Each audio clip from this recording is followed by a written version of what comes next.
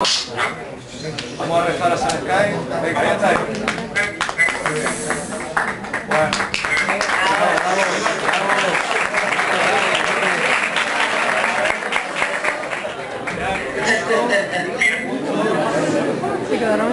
Pensaba hacer una pregunta, es decir, ¿el elegir algas tiene algo que ver con el fitoplancton? Porque el fitoplancton es la base de la cadena trófica en el mar. Es decir, ¿estáis en el fondo estudiando qué va a pasar con la cadena trófica en el mar con los cambios asociados al cambio climático? Sí, en buena parte sí. Ten en cuenta que el fitoplancton es la principal base alimenticia en océano abierto.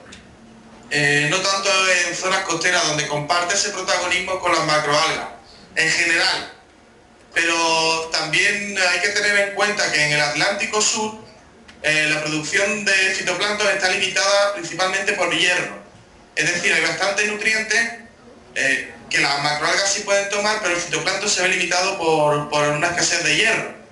De hecho, así como curiosidad, contaros que hay una empresa norteamericana que para compensar las emisiones de CO2 de las empresas les cobran dinero y van aquí al Atlántico Sur a echar hierro en el mar para que el fitoplancton crezca y absorba ese exceso de CO2. Entonces vende la fotosíntesis del fitoplancton como cuota de emisión de CO2 para las empresas. Eso es una barbaridad y los biólogos estamos bastante en contra de eso, porque realmente no sabemos qué consecuencias puede tener para el resto de la cadena trófica un enriquecimiento a lo bruto. Exactamente, y ese efecto inmediato puede destrozar también otras cadenas tróficas que llevan bastante tiempo ahí establecidas, ¿no? Con lo cual sí que nos parece una barbaridad, pero bueno, hay gente que lo hace. Yo creo que en tiempos de crisis todo el mundo intenta buscar el sustento como puede, ¿no? Bueno, la idea vuestra sería justamente conocer mejor esas relaciones para que esa barbaridad se conozca como barbaridad, ¿no? Exactamente, exactamente. Yo creo que, y además en ese sentido estamos teniendo datos que las plantas de aquí se comportan distinto de como tenemos más que caracterizado en el Mediterráneo, incluso en el Polo Norte. Aquí son distintas, tienen una respuesta parece ser diferente. Y está claro que en cada sitio hay que caracterizar cómo va la respuesta, qué características tienen los organismos y bueno, y un poco, pues eso, aportar información para que se sepa bien qué estamos haciendo, ¿no? A escala global. ¿Y qué es lo que estáis viendo como resultados así preliminares? ¿Tenéis ya algo o sospecháis algo, veis algo? Bueno, sospechamos que en principio, sabéis que al aumentar el CO2, uno de los efectos inmediatos es que aumenta el sustrato de fotosíntesis. Es decir, la fotosíntesis utiliza CO2, que es finalmente el carbono que le sirve a las algas y a todas las plantas para crecer. Y en principio podrías presumir que un aumento en CO2 va a aumentar la cantidad de biomasa vegetal, tanto acuática como terrestre. Pero la realidad es distinta, porque hay especies que sí van a tomar ese CO2, se van a aprovechar de ese aumento en el recurso de CO2 para crecer más rápido, pero otras especies que no. Con lo cual va a haber una desventaja competitiva. Habrá especies oportunistas que sean capaces de crecer a mayor ritmo y otras especies más delicadas que sean menos capaces de tomar ese exceso de CO2 y que pueden ver amenazada su existencia porque se vean desplazadas por las otras. Esa es quizá una de las cosas más inmediatas que sí que podemos ver claramente. Con lo cual, lo que estamos hablando es de un desequilibrio del ecosistema que no se sabe muy bien dónde puede acabar, ¿no? No, claro, eso trasladado a la cadena trófica, efectivamente, como dice Benjamín, se alcanza un nuevo equilibrio donde las especies protagonistas son distintas, con lo cual lógicamente vamos a afectar sin duda al grado de diversidad que se tiene en el ecosistema. Este tipo de perturbación lo que suelen normalmente, digo que este tipo de perturbación lo que suelen provocar es una simplificación de las cadenas tróficas. Ese nuevo estado de equilibrio implica muchas menos especies, más ajustadas probablemente en la transferencia de energía entre niveles de la cadena trófica, pero mucho más pobre desde el punto de vista de la diversidad. Pero lo que parece un poco de loco es estar provocando el desequilibrio sin tener claro qué consecuencias va a tener, ¿no? Claro, efectivamente, pero tampoco le pregunte sobre fotosíntesis a una petrolera. Lógicamente lo que quieren es hacer dinero, no se plantean ninguna otra cosa. No crean los anuncios ese de Repsol y otras que dicen que quieren cambiar el mundo, es mentira, solo quieren hacer dinero. Bueno, pero los ciudadanos no somos petroleras, ¿no? Frank. Exactamente.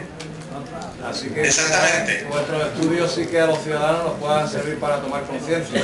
Por ejemplo, ayer o antes de ayer en Blog de Ciencia descubrí que en Noruega se está reportando que están desapareciendo los lemmings, los ratoncitos estos que hay por ahí pequeñitos, porque una cadena completa trófica está alterándose por el cambio climático en Noruega. Claro, mirad, fijaros, en solamente 2 años yo he visitado directamente y he tenido conversaciones con gente que ha estado, bueno, yo he estado en los Alpes de Suiza, la gente que vive allí, todo el mundo me habla claramente del retroceso de los glaciares en Suiza. En los Alpes tened en cuenta que hay más de 2000 glaciares y prácticamente todos están en retroceso. He estado en el Ártico y la gente que lleva allí muchos años también me dicen que están todos los glaciares en franco retroceso. Si bien hay zonas que sí aumenta su cantidad de nieve, el balance global, teniendo en cuenta todas las zonas, es a desaparecer la nieve. Y ahora en la Antártida igual, gente que lleva aquí más de 20 años viniendo nos cuenta que antes en esta zona de la Antártida no llovía, solo nevaba.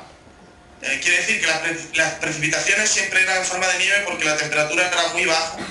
Ahora llueve bastante, por lo cual es signo de que ha aumentado la temperatura francamente. Los glaciares, claro está, están en retroceso también aquí en la Antártida y hemos tenido oportunidad de conversar con uno de los guardaparques del parque natural donde se halla el glaciar más grande del mundo, el Perito Moreno, que quizá os suena. Y bueno, este chico que lleva bastante tiempo allí como guardaparque de los glaciares argentinos y chilenos, también nos dice que allí se ve muy claramente el retroceso de los glaciares. Es decir, que no es solo el Kilimanjaro, como enseña Al Gore en su película documental, sino que realmente, y yo he tenido el privilegio de verlo personalmente, las distintas zonas del planeta están todas en retroceso, ¿no? Los hielos. Es bastante evidente el cambio. Si con que viaje uno un poquito ya se da cuenta. Si pregunta a la gente que lleva tiempo por aquí. Te iba a decir que hola al nuevo invitado.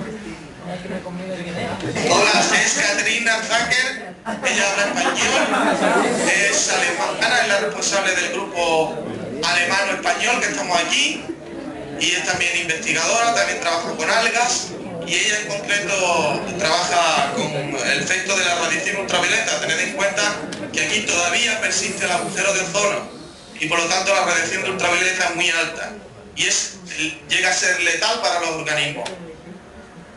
Iba a decir antes que el mismo Ártico entero está en retroceso, es decir, en los últimos 20-30 años, los datos del año pasado de superficie del Ártico era la mitad de superficie, prácticamente la mitad. Lo digo porque vais este verano, como no deis prisa, vais a tener que ir en barca, ¿no? Sí, vamos a ir con una sombrilla y un flotador.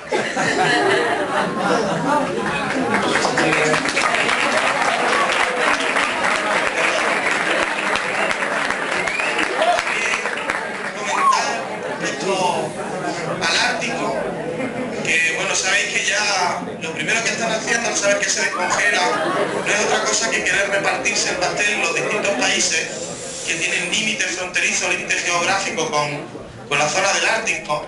Lo primero que quieren es acceder a las grandes reservas de petróleo que están almacenadas allí.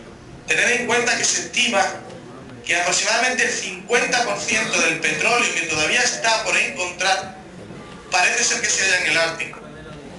Con lo cual, en general, las empresas lo que hacen es frotarse las manos por el deshielo para llegar allí a sacar más petróleo y aumentar así lo bien que nos va.